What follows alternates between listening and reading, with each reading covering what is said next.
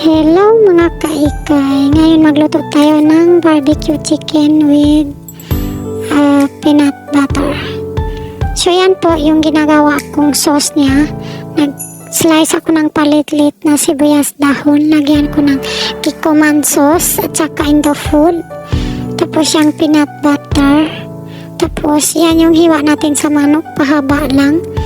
Pagkatapos ilagay natin yan sa sauce mamaya na gagawin natin. So, lagyan ko ng peanut butter na 2 kutsara. Tapos, luyang dilaw, mga garlic powder at saka onion. Tapos, paminta. Tapos, mainit na tubig. So, yan po, i-mix na natin. Pagkatapos natin yan ma-mix, ilagay na natin yung manok na ni-slice natin kanina. Ganyan lang. Ilagay na natin yung manok. Yan. Pagkatapos, i-mix natin. So, yan na guys. Na-mix na. Pagkatapos, magawa tayo ng sauce. Naglagay ako ng kikoman sauce. Konti lang. Tapos, indo food. Kaya na lang po kung gusto niyo ng marami. At least may lasa siya.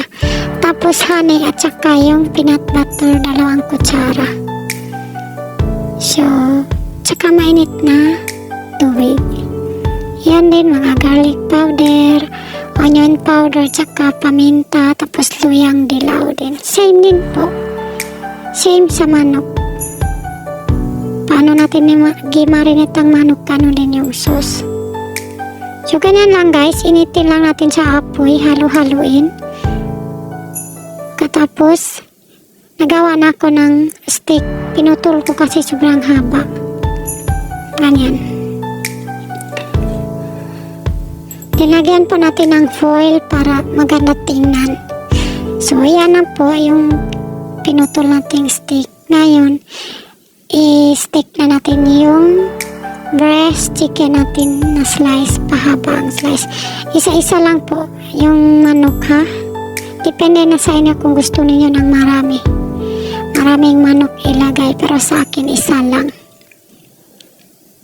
O ganyan na po, maginit na tayo ng grilled pan. So yan po, ilagay na natin ang manok, kaya mainit na yung mantika. Ganyan lang, ilang piraso lang yung linuto ko, kay kunti lang man sila kumain. So ganyan guys, balik-balik ta rin lang natin. Pagkatapos yan, pwede na natin kunin, ilagay sa plato. Okay, luto na yan. So, ganyan lang guys. Ilagay na natin sa plato. Yan, kunin na natin, lagay sa plato. Ganyan. Pagkatapos, ininit ko ang sauce niya para ilagay din natin sa ginawa kong bell pepper na red.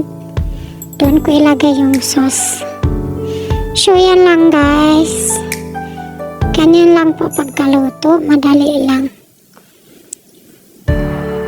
So, hanggang dito lang po ang ating video.